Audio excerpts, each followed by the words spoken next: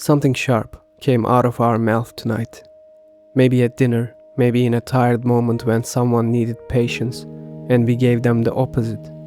Maybe it was smaller than that. A tone, a silence, a door closed just a little too hard. Now it's midnight. The house is quiet. And we are still there, at that table, replaying it. Am I actually a good person? This question isn't weakness. It isn't neurosis. It's the oldest thing a conscious can ask. The fact that we are still awake with it, in the dark, at midnight, is not a sign of failure. Every person who has ever tried to live well has been here. Marcus Aurelius. He kept a journal he never meant for anyone to read. Not a monument, not a record of his wisdom. Just a man, alone by lamplight, writing corrections to himself in Greek, a private language inside a Latin court, so that no one passing by could see what he was writing. You have fallen short again. Begin again tomorrow. Do not be ashamed of needing help. You keep saying you will change, and then the same moment comes, and you don't. Marcus Aurelius, alone, in private, he wrote to himself like a man who wasn't sure he was getting any of it right. What stops us, reading those pages across 20 centuries, is the gap between the image and the interior, between who the world saw and who sat down at night to write, "I need to do better."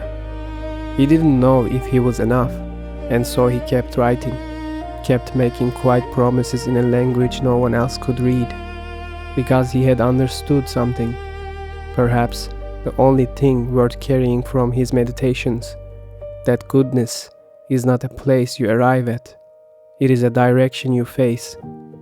Every morning you wake up and face it again. Some days you walk toward it steadily, some days you lose your footing completely. Both are the same practice. The practice is the whole point. His journal was not the record of a wise man's thoughts. It was the record of a man who cared enough to keep trying. Now here is a harder story. Leo Tolstoy wrote some of the most morally searching literature in human history. He believed publicly, passionately, in compassion, in simplicity, in the dignity of every human soul. He dressed like a peasant. He gave away everything he had. His wife Sophia kept her own diary. For 50 years, she wrote in it. She wrote about loneliness, about a man who could write hundreds of pages on universal compassion and then be cold and unreachable over breakfast. She loved him. She could not reach him. In November 1910, Tolstoy left. He walked out of his house at 3 in the morning, into the Russian snow, with almost nothing. 82 years old, already ill, still running from the life he had never been able to make match his ideals. He died 11 days later at a small railway station, in a station master's bed, surrounded by strangers. His wife was held outside on the platform. She was not allowed in. His last recorded words, "But the peasants, how do the peasants die?" Even there, even in that bed, still asking if he had done enough. We could call it hypocrisy. We don't. We see a man who turned goodness into a destination, a final version of himself that would, at last, be complete. And when he couldn't get there, he ran, further and further from the people who loved him, in search of something that kept moving just ahead. Tolstoy's tragedy was not that he failed. It was that he forgot something essential. The gap between who we are and who we want to be is not a verdict. It is a conscious, painful, stubborn proof that we are still in it. He forgot that, and the forgetting cost him everything. Fred Rogers was an angry child, overweight, lonely, bullied for years. He felt things with an intensity that frightened him including rage, including grief, including the deep loneliness of someone who couldn't find a place to belong. These weren't quite background feelings. He didn't become gentle by having those feelings removed. He became gentle by deciding what he would do with them. The neighborhood he built on television was the neighborhood he had desperately needed as a child, where every feeling had a name, where it was safe to be scared, safe to be angry, where every child was told clearly and without conditions, "You are loved exactly as you are." He built it for himself as much as for anyone watching. There is one detail about Fred Rogers that is almost unbearable in its tenderness. For most of his adult life, he kept his weight at exactly 143 pounds. Not for health, because he had noticed that 143, one letter, 4 letters, 3 letters, spelled out, "I love you." And he wanted to carry that in his body, every day, as a reminder of what he had chosen to be. Every morning for 33 years, he sat down, put on the cardigan, changed slowly into his sneakers.